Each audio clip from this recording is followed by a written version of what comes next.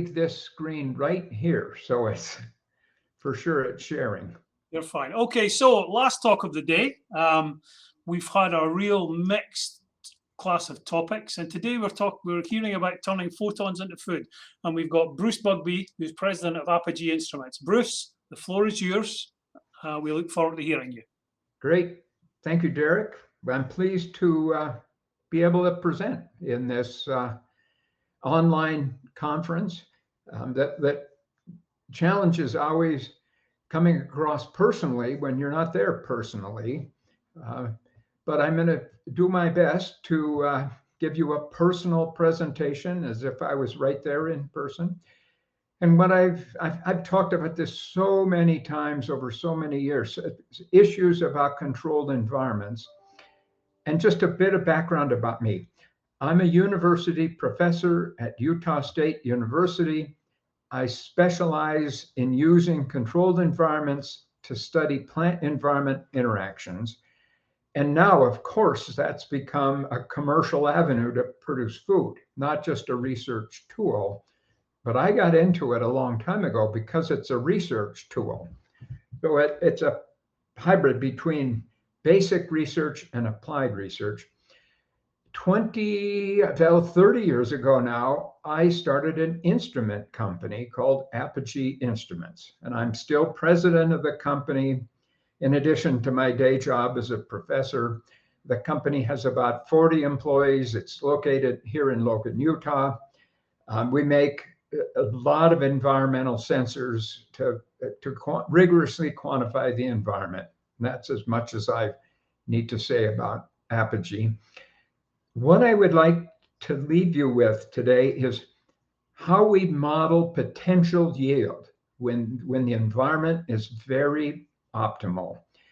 There's a lot of confusion about this, but I've spent my career studying this, and I call it turning photons into food. Because when everything is optimal, you can keep turning up the light and get higher and higher and higher yields. So it isn't just yield per unit area, it really becomes yield per photon, and that's synonymous with yield per dollar of electric energy. So at some point, there's declining returns, and it no longer is cost effective to keep turning the lights up higher and higher. So there's a ratio here that we use to define yield potential. Most people think it's pounds per acre, sometimes people say pounds or grams. If you're in somewhere, everywhere in the world, it's going to be mass and grams and kilograms. And there's a few people in the US still stuck on using pounds, but it's yield per unit area. But we define it differently, and here it is. It is yield per mole of photons. Now, we measure the moles of photons coming into a system using light meters, like Apogee meters or other companies, and it's moles per meter squared per day, and that number is called the daily light integral, worldwide, DLI. We rigorously quantify that, and the output from the system is grams of food per meter squared per day. So the units cancel, meter squared per day, and the ratio is just grams per mole of photons. What I will show you in the next few minutes, taking you from first principles, how do we get to a number of 1? What a convenient number, 1 gram per mole of photons. It's not 0.0376, it's 1. Now that's an estimate. It might be 0.9, it might be 1.1, but this is a very high number, and it represents the theoretical maximum efficiency that we can get from these systems. So let me walk you through how we get that. And I'm going to start from what we call first principles, the really basic physics of what happens And hang with me here. I'll show you these. And if you want more detail, go to the internet. I must have 50 videos on things like this. I teach classes in it. I've got a lot of videos showing the details. So let's look at how we get 1 gram per mole. First of all, we always say there are 9 cardinal parameters that affect yield. And here they are: 4 in the root zone, 5 in the shoot zone. These are all well studied. They interact with each other. This is why the science of food production is so complicated, because anytime you have 9 variables, you can imagine you can have 9 factorial possible combinations for research. So we do a lot of modeling. We know relationships, we predict things from known things. There's different crops, of course. The 4 in the root zone are really pretty easy to study because you can have separate containers and all in one big greenhouse and do a lot of root zone treatments. The 5 in the foliar environment are much harder to study because you need a separate growth chamber for each one of those. So they're much more complicated. We do a lot more modeling. But here's the point. It's economically pretty easy to make every single parameter optimum in here. Temperature, nutrients, oxygen, water, CO2. None of those are really expensive inputs to a system. The key here is the one at the top, the master driver for everything, and that's light. The light coming into the system determines yield. We do a very poor job of seeing light. If it's really bright, we say it's a little brighter, but it might be 10 times as bright, might be 100 times as bright. Our eyes are terrible light meters.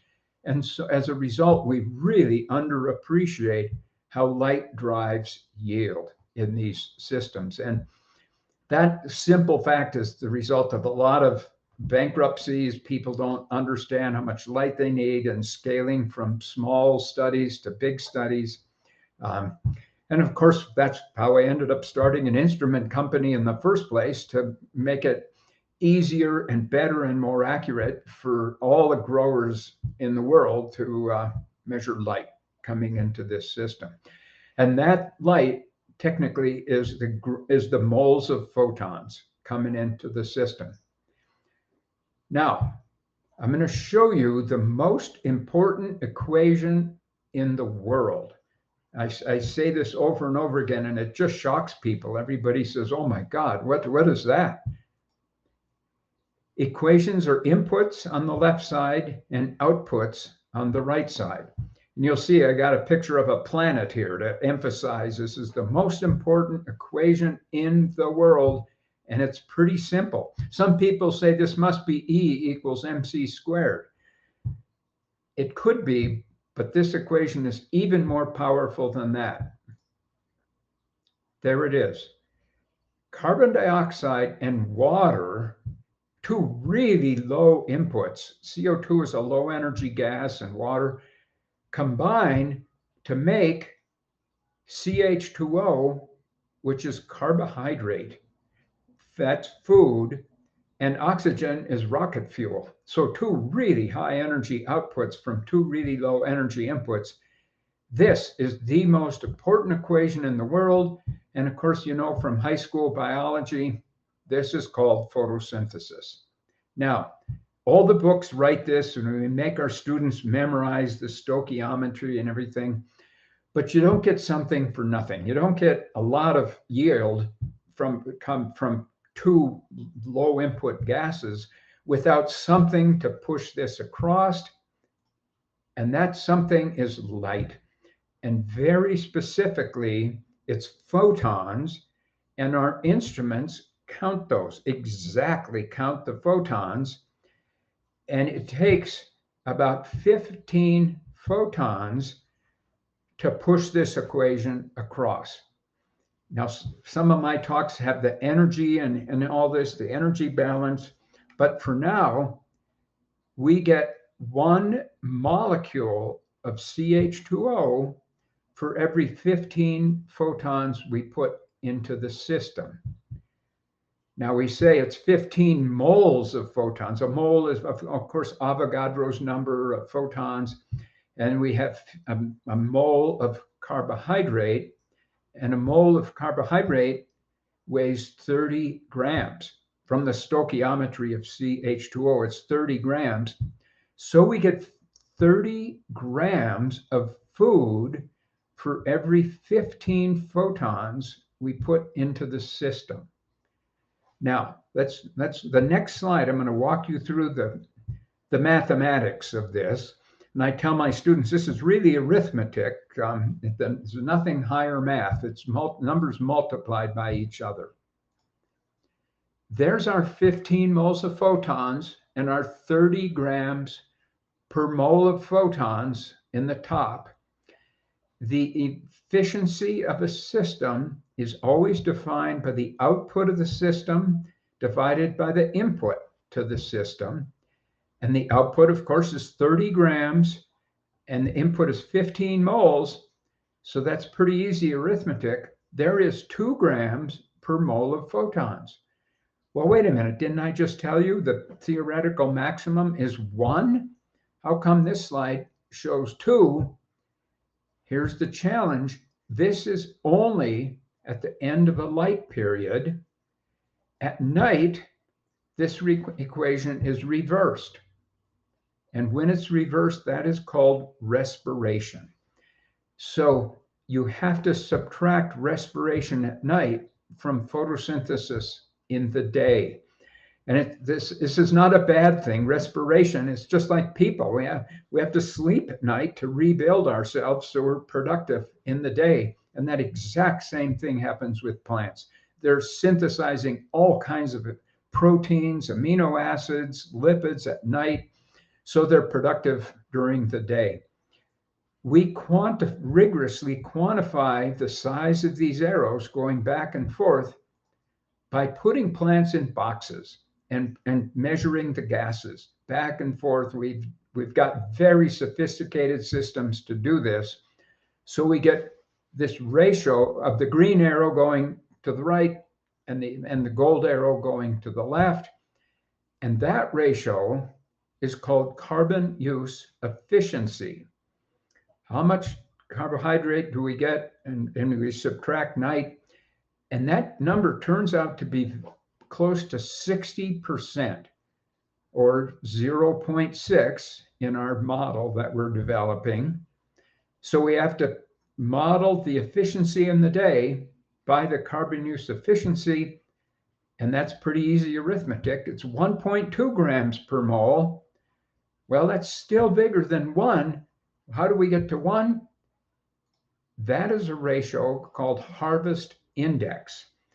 By definition, that is the edible or the useful product divided by the total biomass.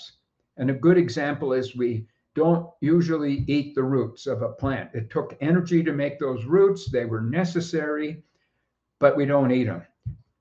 80% harvest index is exceptionally high. That means almost no stems, almost no roots, the only yield. This is really only possible in a crop like lettuce, where we eat all the leaves and we have a few roots and a tiny fraction of inedible stem base. But nonetheless, if we're talking about potential, we'll use lettuce. All right, multiply 0.8 by 1.2, do a tiny bit of rounding. There's our number, 1 gram per mole. And that number is called the photon conversion efficacy. You could call this an efficiency, but the units in the numerator and denominator are different. So when that's the case, we call it an efficacy, and it's PCE. There's multiple papers that talk about this. Look at the date of this paper. This was one of the earliest papers in my career. It's hundreds of citations exploring the limits of crop productivity, 1988. Now, it's a really old paper, But we've continued to build on this paper now for 40 years to refine this, and so have many, many other scientists around the world to model potential yield. 5 minutes left, Bruce. I can stop right here if we're out of time. You've got 5 minutes. Keep going. Okay. So now that's just I had an early stopping point. This is in some videos. So that this concept right here. But if you measure the light, now you can predict the yield you can get. I can tell you that most crop systems are more like 0.3 grams per mole. And in the case of lettuce, if you get to 0.6 grams per mole, that is really good because it's not a theoretical maximum. It's just a good yield. But in my opinion, most of the bankruptcies in commercial enterprises are from assuming they could get close to a theoretical maximum every single time they grow a crop. It's very hard to do, to keep everything perfect every single time. And you get one crop failure and there goes your profits for the year. So let's take a look at this next slide. That equation assumes that all of the photons are captured by leaves. Some of the photons fall on the ground. Some of them hit the walls. This is an example. This is from lettuce now. And this is days. This is an 18-day lettuce crop. We imaged the plant growth with pixel imaging, and we got fraction of ground cover. And you can see these two lines are for spectral quality. One of them have far red, and that expands the leaves faster, and the black line's better than the pink line. That was red and blue only. These are studies. We've done a ton of research on the value of far red photons in all of this. But you can see the point here. Now look at this. In this case, this lettuce absorbed less than half of the photons that hit the ground because there wasn't variable spacing. It took really 10 days out of 18 before the lettuce started to really get big fast. In order to approach that 1 gram per mole, you've got to have variable spacing. So the plants are close together in the beginning and they expand and they get better. And they get, as they get bigger. Some systems have that, most do not. And that's the single biggest reason you don't get close to 1 gram per mole. I might make this my final slide, depending on time. I like to talk about, in any light source, the light to heat ratio. Light is good. Heat is almost always bad. Things get too hot. So we like to have a high light to heat ratio. What are even the units of that? In sunlight, we get 2 micromoles of photosynthetic photons per joule of heat from the sun. Now this is energy in joules. So 2. Look at LEDs. Wow. LEDs have now caught up and passed sunlight for efficiency. Now we're at 3 micromoles per joule with LEDs. Isn't this stunning? And people have criticized me that because it implies that sunlight is dead. We're going to all grow all of our food under LEDs because they're 3 and sunlight's only 2. Here's the catch. Those joules of energy from sunlight are free. The sun comes up every morning. We don't pay for it. Every joule of energy for LEDs comes from electricity, and that is most certainly not free. So there's the catch. In controlled environments, I favor systems that use as much direct use of sunlight as possible and then supplement with LEDs. This means high-tech greenhouses. It's very difficult to have sole source lighting and be profitable. I see that systems that are of the future that are going to be profitable are hybrid systems with the combination of sunlight and LEDs because the sunlight's free compared to LEDs. Derek, now how are we doing on time? That's you into question time, so that's a good time to finish if you want. Maybe round up. Let me show. I got 1 or 2 more minutes here. Go on then. We'll keep it to one question at the end then. This is the solar energy. If you get into this, the green light is the visible or the photosynthetic, and the red fraction of this is the thermal. And we want to have a lot of visible without a lot of heat. Now, in northern places in the winter, the heat is good, of course, but most of the time that thermal, indoor agriculture, there's way too much thermal. We're air conditioning all the time. This is where this comes from, this ratio of 2 micromoles per joule. I better stop right here. I have plenty more slides, but we'll save this for the conference next year, or we'll save it for some of my videos. I'm happy to take questions. I think the main thing for me is actually the failure for people to understand the conversion of micromoles of light into grams of biomass. And the assumption is, well, I'll use all of it. But actually, your picture was a good one, where you had the small seedling coming up, and actually 90% of that light's hitting dirt. The first one. Yeah. So your efficiency or conversion rate increases as the plant grows.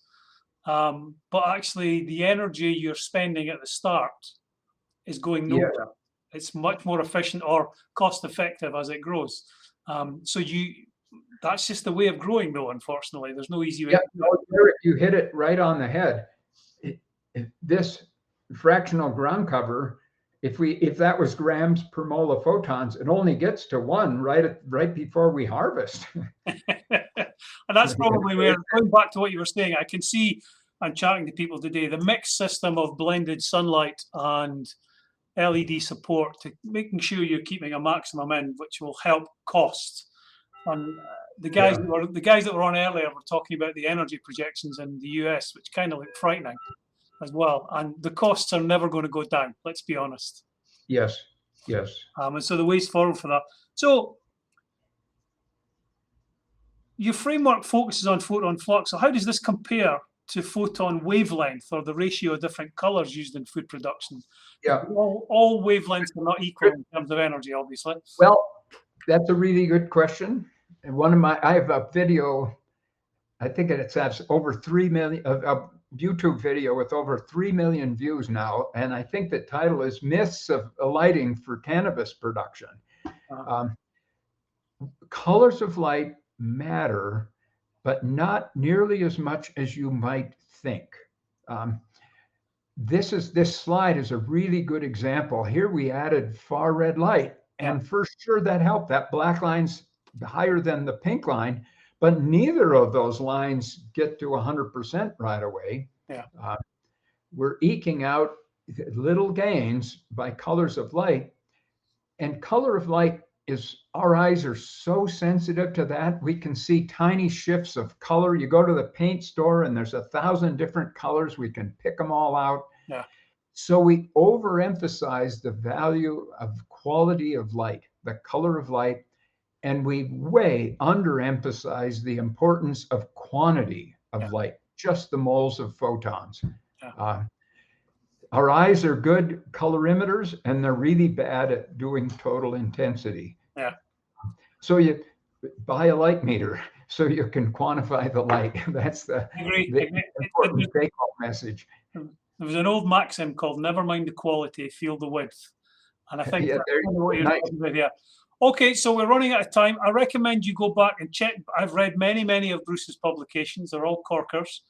Put his name in and put YouTube beside it. It lights up, and there's much to learn there. So, Bruce, we look forward to some greater detail next time, and I look forward to hearing from you. Thanks for today. Thank you, Derek. I'm glad to close out the day, if I'm the last one. Yeah, you are. Last talk. I'm just going to do a quick roundup. Thank you very much. Bye. Great. Yep. Bye now.